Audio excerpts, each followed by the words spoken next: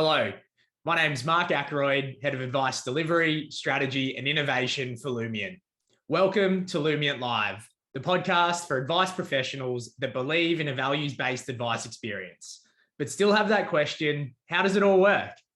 The Lumiant Live podcast connects listeners with other advice professionals to hear best practice client stories or business examples and lifts the lid on how they made it happen. Today, I'm joined by Gavin Spitzner, founder and president of Wealth Consulting Partners based out of New Jersey, just outside New York City. Gavin has 25 plus years working in and consulting to Fortune 500 companies with a breadth of experience. As well as being a strategy advisor across a breadth of specialties, he's partnered with numerous top 25 US and global banks, broker-dealers, as well as asset managers, RIAs, and fintech WealthTech firms to develop and implement innovative advisor and client experience solutions, leveraging modern technology and processes to improve top and bottom line business performance. Gavin, to say I'm excited about today is an absolute understatement, and we're going to have a broad-ranging chat about the role of technology in the wealth industry and how you've seen it done well and the emerging trends. Let me start by saying g'day and hello and welcome. And maybe let's tell us a little bit about your experience and in particular, the lens you look at fintech through. Fantastic, Mark. Thank you so much for having me. Been looking forward to the conversation, and I need to redo some of that bio. I don't like the whole Fortune 500 focus. I love working with advisors, RIAs, firms of all sizes on improving client experiences through that combination of tech and advice. So I need to work on that. It was interesting hearing come from you. So as you said, my day job is running my little boutique consulting shop, Wealth Consulting Partners, work with wealth management firms, as I said, of all sizes, shapes and stripes on really growth strategies and designing better client experiences, and all that encompasses from technology to processes, structure, practice management. And it comes from my motivation to help firms, help advisors deliver better advice and outcomes to more people. Simple as that. At this stage of my career, I kind of want to take things I hope I've picked up over time through work I've done with all kinds of different firms and advisors, really those best practices, and apply those in meaningful ways. So that's the day job. Beyond that, on a very selective basis, I'm a board member, an advisor, and in some cases, an investor in firms that align with that purpose that I just described. One of those firms, in terms of the board work, happens to be Lumion.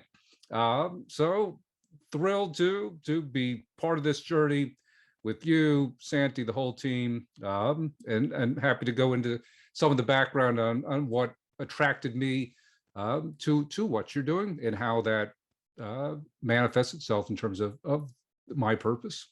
Yeah, I think we'd love to. I think personally, we're excited to have you on the board. Someone with your wealth of experience, and no doubt we're going to unpack some of that today. So maybe, let's talk through what either attracted you to Lumion and go from there into, I guess, how that translates into your purpose and how you're seeing the world of fintech right now. Fantastic. So it was actually fellow board member. He joined at the same time I did, Matt Brinker, who, legend here in the US in terms of all the things that he's done to advance this industry. And so he connected me with Santi, and Santi kind of had me at hello when he started describing what led him to co-found, launch Lumion, along the lines of, we've been solving the wrong problem, and we're not engaging the right people, we're not connecting on an emotional level. All those things just struck such a chord with me, and very much, and I'm sure we'll get into this, that so much of the technology, so much of the capability set in our industry, it's all left brain. It's all very investment centric, maybe even planning centric, but planning in the sense of, you have a goal, you have risk tolerance, you've got a time horizon, what's it going to take to fund that goal? which is important, don't get me wrong, but lacking that real human connection and supporting an ongoing process. So we'll get more into that. So yeah, that's really what attracted me. Something different than anything out there. Something that was attacking the right issues, and I feel obviously, hence my connection. Something that can advance the industry in a really positive way, and help us serve more people more effectively. And I was thinking about before we came on, we spend so much time in this space focusing on solving efficiency issues, which is great. We want to increase capacity to be able to do all the things in terms of growth and better serving clients. But I think I'll probably butcher this, but I think it's a Peter Drucker-ism. There's nothing more useless than making more efficient that which shouldn't be done at all. And we spend a lot of time on that. In my consulting work, a lot of times I'll come in and there'll be some technology thing going on, and it's just recreating the old processes on maybe new technology. It's not fundamentally attacking effectiveness issues. So in my mind, our bigger issue in the industry is effectiveness versus efficiency. How do we more effectively stage experiences that connect with clients in a meaningful way that actually impacts their behavior? It improves outcomes, not just in terms of that long off goal, a retirement that might be 20, 30 years, but the journey throughout that process. I think that for me is what is missing. That for me is what Lumion helps address more than anything else.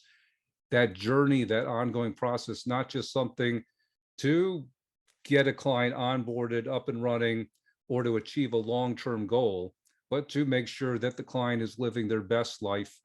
And by that, I mean the client, the family, right? Could be two members of a couple, could be their children, could be grandchildren, could be other things in their life,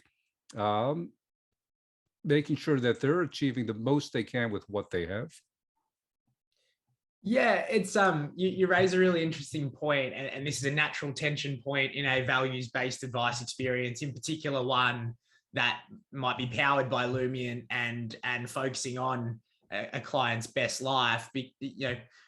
For ages as an industry, our focus has been to get as quickly as possible through the advice process to a client signing up, and we've sort of clouded that or put a lens over that around, well, that goal might look like retiring at age 65 on a certain amount of money, and hey presto, 95% of all our clients have a goal that looks like that in our business. And it's inarguable that that's an efficient way to run a business. But the question we're asking, I suppose, and the question you're seeing is, well, that might be an efficient way to run the business, but is it an effective way to deliver a client experience to your client with their best life at the heart of it? Exactly. And don't get me wrong, there's a place for traditional planning software and tools to help onboard a client. So for me, it's not replacing those capabilities. It's getting underneath it, supplementing that with an understanding of what matters to these clients, what makes them tick. We know there's all kinds of research that shows, and we just know it intuitively, right? People want to work with somebody that gets them, that understands them. There's all this talk in the industry around personalization, hyper-personalization, personalizing advice at scale, but the system is not set up to do that. The tools, the legacy tools, are all investment-centric, maybe planning, but again, more financial goal type planning or cash flow planning. All good things, all have a place, but not really helping advisors at scale create that emotional connection and get deeper with a client in ways that, as a client now, I have more clarity around why I'm saving this much and why I'm making trade-off decisions and why I'm prioritizing different things, so that, again, I'm making the most of what I have and doing it in a way that aligns as much as possible with the things that matter to me. And when I've, as an advisor now or an advisory firm, when I've got that connection with a family, if I underperform a benchmark, if something goes wrong, something along the way, I've built up enough trust, I built up enough connection that I'm adding so much more value. I'm kind of I probably stole this term from Santi or somebody, but I become an accountability partner to my client, where we all have at every step of the process, we both have things that we are accountable to the other to do. We've said these things matter. Okay, are you doing them? And then have a platform to actually show that. And that, from a platform perspective, this is the thing in my consulting I hear more than anything else, Mark. It's even if I, as an advisor, run my practice this way, engage clients this way, then I go over to my tools and what I'm putting in front of the client, and it doesn't reflect that at all. I might have this amazing, deeply emotional conversation about the things that matter and what we're trying to achieve over time, but then the client experience is just market values and maybe what's my probability of hitting this 30-year goal. Again, good to have, not enough, in my opinion. Yeah, it's fascinating. And we'll get into that conversation around matching the right tools to the experience that you're promising. But you've mentioned a word a couple of times, which you can almost make money publishing the annual list of buzzwords in the financial planning industry, right? But I feel like I'm guilty too. Yeah, I feel like one of the biggest buzzwords that we're hearing more and more at the moment is scale, right? Everyone's looking to do stuff at scale. I know in America, the scale is through growth, non-organic, inorganic growth as well.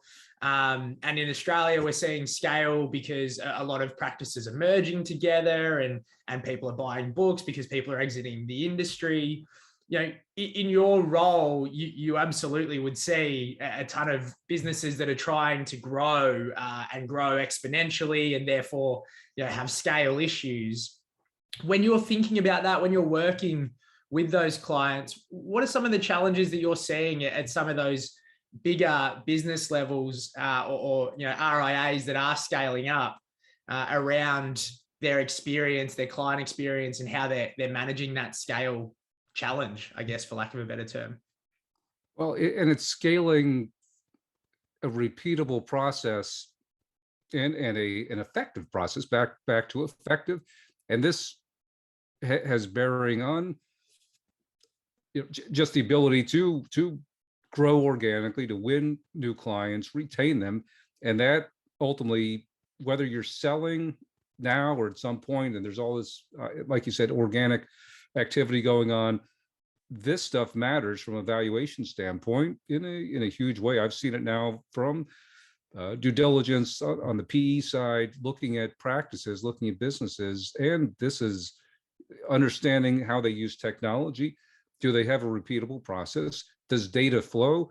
Is there a seamless workflow? All those things matter enormously, because it can't just be, does an advisor, a single advisor, happen to be really good regardless of the tool set, the integrations, the connectivity?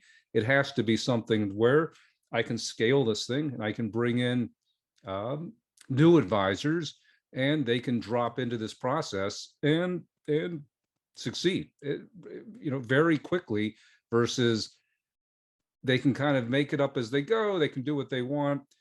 The larger firms in particular, this is one of the big areas of focus. How do I create this repeatable, consistent process and build that on a scalable infrastructure? And that's across application connectivity, workflow connectivity. Data is a huge part of that. How am I managing my data, all the information that I have from all these different sources, in a really effective way? So when I think about scalability, it's process, it's technology, it's data, that all comes together. Let's go into I'm gonna, this is where my Australian accent's gonna not serve me well. I'm gonna say data. So Tomato. let's go into that, because I think that's fascinating, and it picks up on a point you made earlier. I think financial planners, if you step back and think about all the data that they gather, you could have a field day with everything that a client would say to you, what a client would give to you in terms of their financial statements, and then how you plug that into your software is probably the challenge that we're working with. But you made a point earlier around mapping technology to your to what's coming out of your mouth, your promise, how you're actually dealing with the client's goals and values. If we link that back to data, it's very interesting to me, and obviously with our Lumiant bias, that we are very good at tracking financial data. Right. We are excellent at it. How do you see people tracking things like goals, values, to get that hyper personalization at scale? How do you see that? Is it important in your view? Are you seeing people do it? What are your reflections on that? It's critical, and we're not doing it as an industry. We're not doing it. The bar has been low, and I just don't think most clients or potential clients, I don't think they know what good looks like when it comes to that type of a process. And again, I'm a research junkie. Look at every study and try to connect all the dots. And there's lots of different research studies, data points that show clients are more than happy to share deeply personal information if they feel that there's reciprocation, in the sense of, all right, you're going to take this and you're going to deliver better advice, more personal advice, content, things that matter to me. If you don't, I'm going to get tired of that really quickly. Like, why did I waste my time bearing my soul to you and sharing all this information with you if you're not returning value? So the opportunity is there, but we haven't had tools. We haven't had a platform to really drive that type of intake and connection. It may sound warm and fuzzy, this whole notion of creating that emotional connection so that you build trust and they want to share that data. But for me, going deep into motivations, into values, it's good business. So what do you mean by that? It's good business. Maybe tell us a little bit more about that.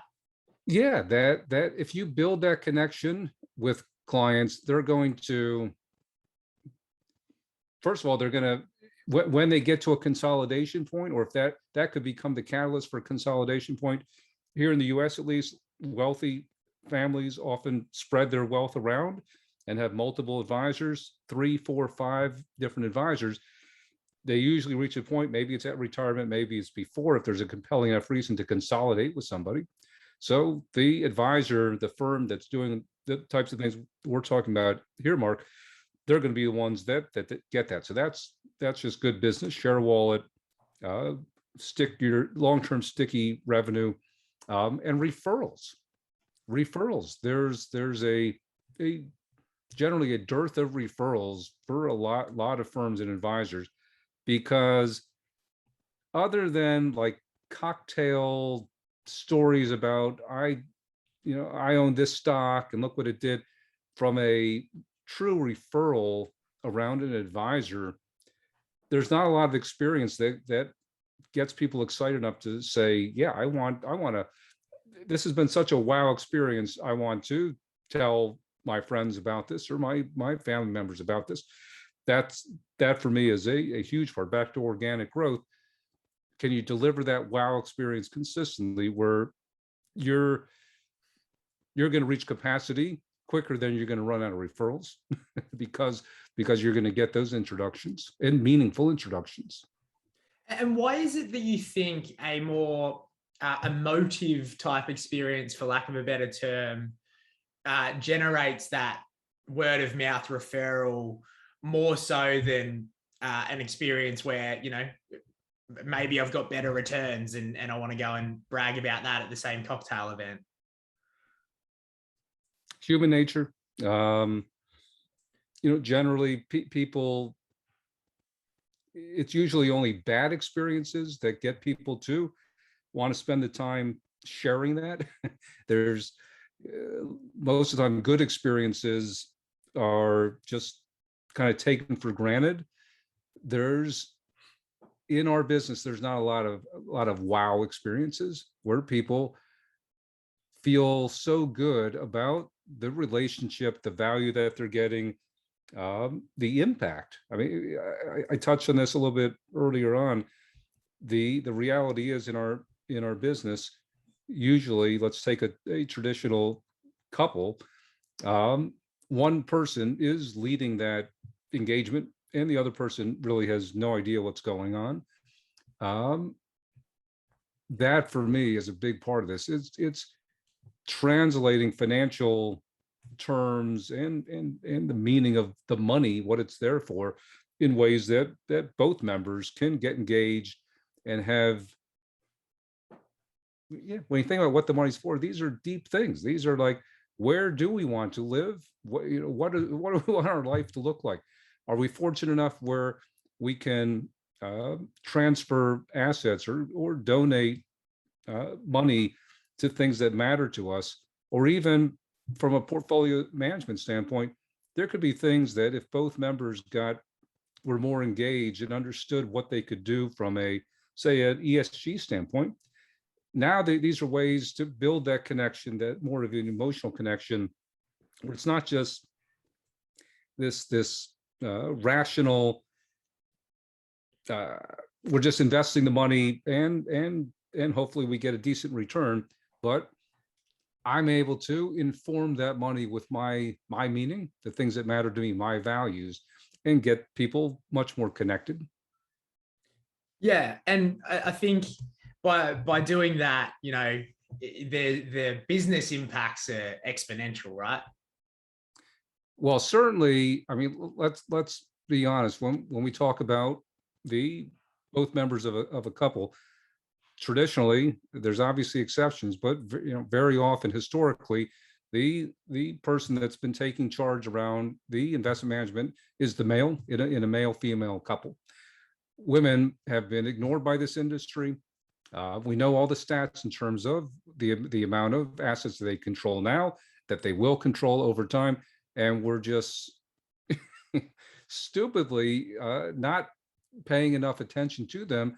And part of that for me it's the proposition, it's the approach, where a lot of the traditional sales approaches don't resonate. They're not important. But when you start talking about what the money's for and how do you want to apply your wealth in a much more meaningful way, what matters to me is helping my adult children, not too much, but enough and in smart ways. What does that really look like? What's the financial implication?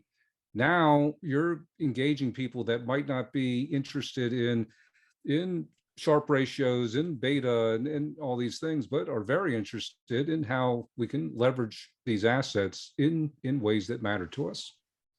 It's funny, that's the reflection that we're all having now in the industry, that we haven't been speaking to half of a couple, and if we want to use tradition as a way to frame the conversation, we haven't been engaging the non-CFO spouse, who traditionally has been the female and male-female relationship. And the fact that you're not speaking to both people where the money affects both of them is quite frankly baffling. Well, it's hard. It's not easy. And I don't think a lot of advisors are equipped with the emotional EQ and the tools to do that. And the number one thing that will stop an advisor dead in their tracks is the risk of looking dumb in front of the client, right? They need to go in very confident before they ever try something new, introduce something new. So I think in my practice, when I think about tools and technology, it's always the adoption and the practice utilization that must go hand in hand, because there's a lot of tech that just gets turned on at firms and is either not used or it's utilized very minimally because they don't have that confidence. So I think people will nod their head to say, yeah, what you just said is important. We should be doing it. But then we've been saying that for years and it's not happening because it's change. It's a change management process. Tech is just one of those pieces. And I think what we just talked about, it also has bearing around advisors. We've got this advisor shortage issue. I know you've got it in spades over in Australia, but it's here too.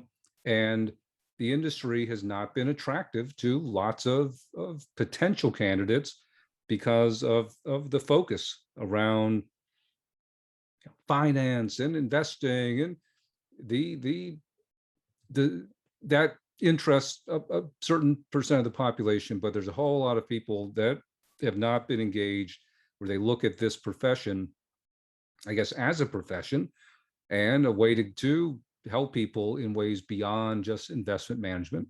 So I think this move that we're talking about here, I'm excited because I think it's going to open up the doors to attracting younger, more diverse, and more female advisors into the space, which we desperately need.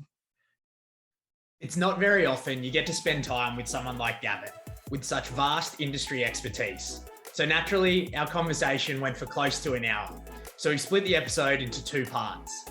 To recap part 1, we covered topics like the difference between effectiveness and efficiency, the emerging requirement for hyper-personalization within advice experiences, how a values-based proposition is good business, the impact of repeatable process and effective data flow on business valuations, and we began to unpack how a differentiated proposition will not only have impact on attracting new clients, but also attracting diverse talent to the industry. In part 2, we'll continue to unpack the diversity conversation, as well as tackle things like how businesses may leverage this proposition to change their team structures, how good businesses stand out from the crowd, balancing the challenge between hyper-personalization and commerciality, what all the top growing firms do, and lastly, matching emotional propositions with advisor logic and expertise.